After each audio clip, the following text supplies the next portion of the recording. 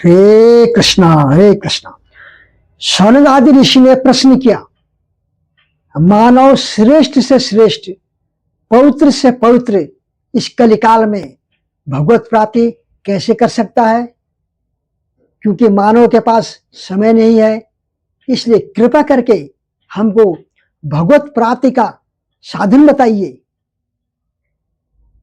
कलिकाल में भगवत प्राप्ति कैसे मिल सकती है? तब यहां से सूत जी महाराज का कहना प्रारंभ करते हैं।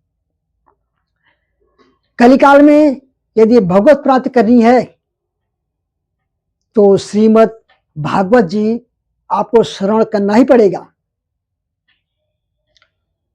सूरदास जी, मीराबाई, हरि राम, स्वामी श्री हरिदास, और कौन है, हिदवंश, महाप्रभु, रैदास, कुंभनदास, सबने भागवत जी का आश्रय लिया। अगर नींव मजबूत ना हो तो जो बिल्डिंग है गिर जाएगी। आप जप पर बहुत विश्वास करते हैं, तप पर विश्वास करते हैं, साधना पर विश्वास करते हैं, है ना, यज्ञ पर विश्वास करते हैं, और सत्संग श्रवण में आपकी रुचि नहीं है, भागवत जी के प्रति यह भावना नहीं होनी चाहिए।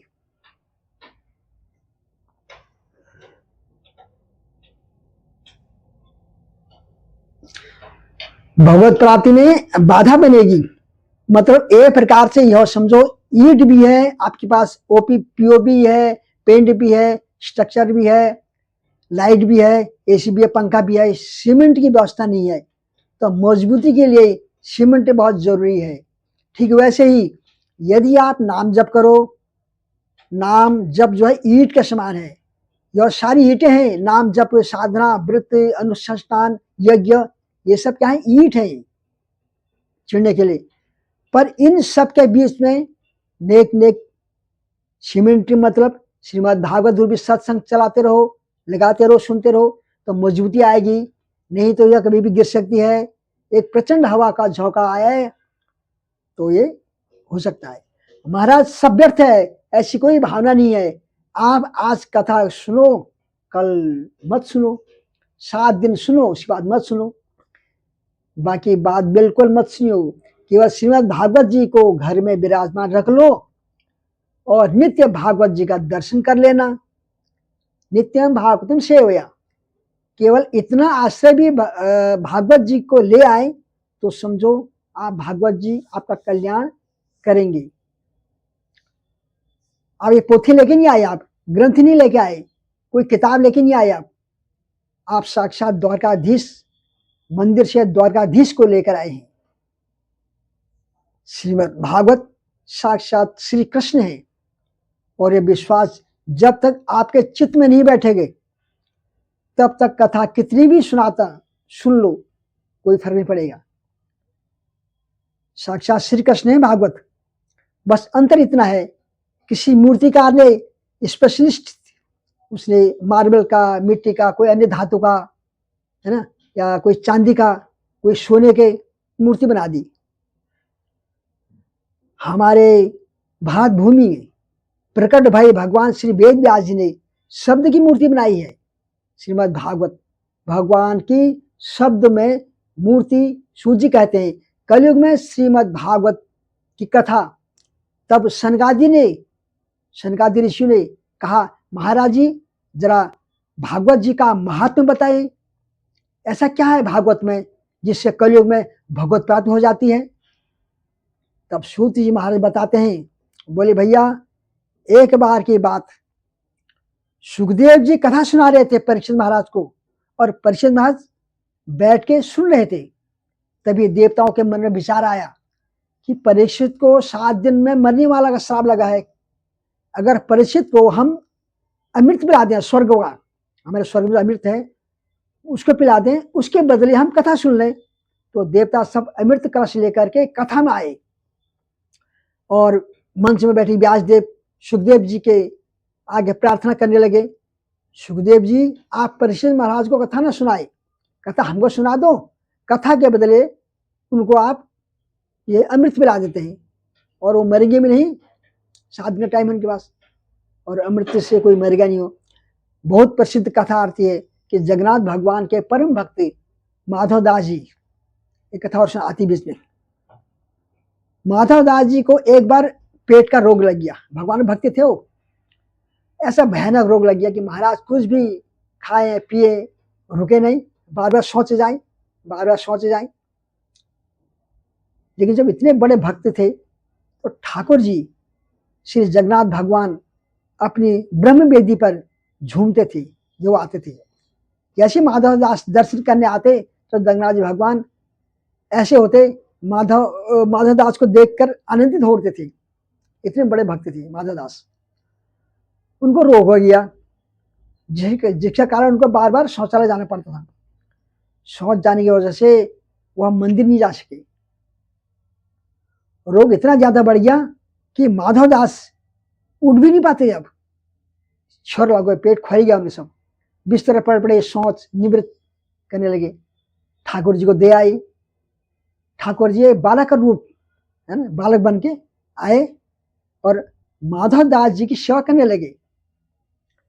उनके मलमूत्र से सने वस्त्र को ले जावें और धो के लावें, सुखा दें, जल लेकर आवें, जल पिला दें, जो उनके अनुकूल भोजन होना चाहिए वो बना के उनको पावें, खिला दें, उनके चरण दबा दें। बुखार चढ़ गया तो सिर में गीली पट्टी रख दें माधव दास जी की। आज 2-3 दिन तक तो बेहोश पड़े रहे, उनको पता नहीं कौन क्या कर रहा है, सेवा कौन कर रहा है, कोई पता नहीं। 2-3 दिन के बाद जब उनको थोड़ी चेतना जगी तो उन्होंने देखा, ठाकुर जी के रूप को देख लिया, उन्होंने पहचान लिया। रूप देखते ही पहचान गए, बोले कि यह संगम भेष में ठाकुर जी हैं। हाथ पकड़ लिया उनका, बोले क्या कर रहे हैं आप? भगवान कहते हैं मैं आपकी सेवा कर रहा हूं। बोले मैं जानता हूं आप साक्षात जगन्नाथ जी हैं।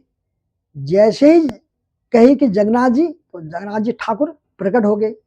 बोले माधव दास जी आप पहचान गए?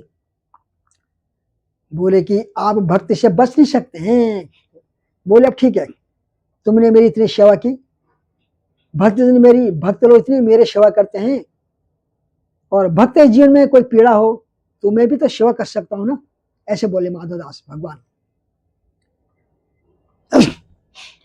बोले कि ठाकुर जी आप सेवा करने आ गए, मेरे शरीर धोने आ गए, मुझको भोजन खवाने आ गए। आप तो परमात्मा हो, चुटकी बज जाते ही मेरी पीड़ा दूर कर दो। आप तो परमात्मा हैं, मेरे सिर पर हाथ फेर दो, पेट में हाथ फेर दो, मेरी जो पीड़ा है सब खत्म कर दो। तब श्री जगन्नाथ भगवान कहते हैं नहीं माधव दास, यह तुम अपना प्रारब्ध भोग रहे हो। इसी जन्म का कभी कोई दुष्कर्म होगा तुम्हारा, जो प्रारब्ध है उसको यही निपटा करके जाना पड़ेगा।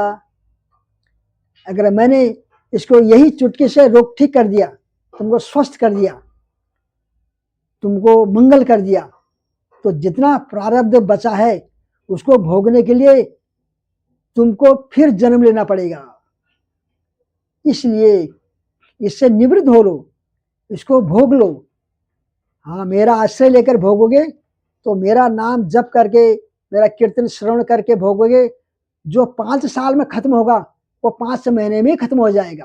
प्रारब्ध जल्दी जल्दी भोगवा दूंगा।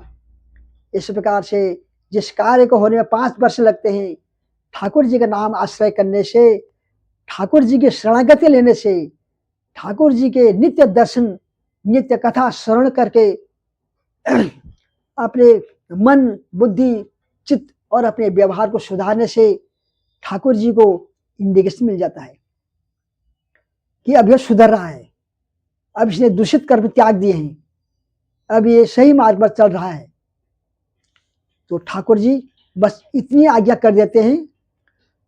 किसको करते आज्ञा? प्रारब्ध को आज्ञा करते हैं कि अब इसके जीवन में 5 वर्ष नहीं 5 महीना लगाओ, बस 5 महीने में खत्म कर दो। जितना भगवाना है इसको 5 महीने भगवा दो, समझ जाओ, अंतिम श्वास आए इससे पहले ये ठीक कर लो। क्योंकि व्यक्ति को सबसे ज्यादा आत्मग्लानि होती है जब वो मृत्यु को प्राप्त कर लेता है और अपने कई दोषों को सुधारने का सोचता रहता, लेकिन सुधार नहीं पाया। और उसी आत्मग्लानि की वजह से ठाकुर जी उसको फिर बेचते हैं, जहाँ अब इनको सुधार क्या, लेकिन उनको तो क्या सुधारे, वो दूसरे फिर और बना लेते हैं। नहीं, व्यास मंदिर में बैठे सुखदेव जी कहते हैं कम से कम मोल लो, समान वस्तु का कम करो, सम वस्तु करो। कांच देकर ही हीरा मांग रहे हैं, यह विचार कर रहे हो कि हम कांच के बदले में आपको हीरा मिल जाए। अरे सुनार के पास चले गए तो मारपीट के भगा दे, कांच के बदले हीरे मांगेंगे उससे। हाँ, कोई बहुत महंगी मणि रत्न वो है तो बदले हीरा लिया जा सकता है। एक दो हीरे ले लो और एक दो रत्न। कांच देकर मणि कौन लेवे, कांच देकर के हीरा कौन लेवे, बताइए आप ये सोचो। आप ये स्वर्ग का अमृत लेकर आ गए हैं, इसके बदले स्वर्ग के अमृत को पीकर सामान्य मत जानिएगा। आप लोग स्वर्ग का अमृत सामान्य नहीं है। 33 कोटि देवता असंख्य राक्षसों ने मिलकर समुद्र मंथन से स्वर्ग का अमृत प्रकट किया है। सबको कथा पता ही है, 14 रत्न निकले थे, उनमें से एक निकला अमृत। जिस अमृत के प्राप्ति के लिए देवताओं ने यत्न किए हों, जिस अमृत को प्राप्ति के लिए वासुकी नाग को रस्सी बनाया हो, जिस अमृत को प्राप्ति के लिए मंदिरांचल पर्वत को भगवान कच्छप बन के अपनी पीठ में वो मंदिरांचल पर्वत धारण किया, ऐसे घुमाया उसमें, तब उसका मंथन होता है। और मंथन होके पहले अनेक रत्न निकले, अंत में निकला अमृत। इतना महंगा रत्न अमृत, वो अमृत कलश लेकर कथा में आएगी। देवता और व्यास मंच पर बैठे श्री सुखदेव जी कहते हैं कांच को मणि है ना, आप कांच से लेकर आए हैं, उसके बदले आपको मणि लेने आए हो। यहां से वापस कांच के बदले कथा नहीं मिलेगी, अमृत के बदले कथा नहीं मिलेगी। सोचो, हमें ऐसी मिल जावे, राह चलते कथा में आवे, देवताओं जो देवताओं के लिए दुर्लभ है। पहले तो भागवत की कथा और दूसरी सक्रम उस दुर्लभ छाछ की तरह है। हम सब पीवे छाछ मट्ठा दही, देवता को पीवे, तो वहां देवताओं में छाछ नहीं मिलती है। क्यों? उसके पीछे भी साइंटिफिकेट है। एक बात है कि स्वर्ग का नियम है, स्वर्ग में कोई चीज बासी नहीं होती है। स्वर्ग में 12 महीना 24 घंटा फ्रिज रहता ही रहता है। वहां पर कोई चीज बासी नहीं होती है, वहां सब चीज नवीन बनी होती है। अब जब दूध है ना, दूध का दही बनती है तो बासी होगा नहीं। दही से छाछ से ऐसे बनता ना, तो छाछ होगी नहीं। हम दूध ताजा दूध पियाते हैं।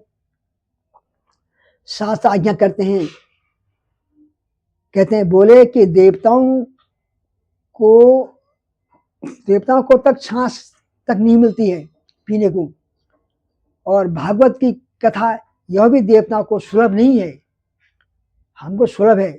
सनकादिक ऋषि ने कहा भगवान इतनी बड़ी महिमा भागवत की, कृपा करके हमें बताएं भागवत की कथा सबसे पहले किसको सुनाई। तब सूत जी महाराज जी बताते, बोले कथा पार्ट 2 में देखेंगे इसे बात आप।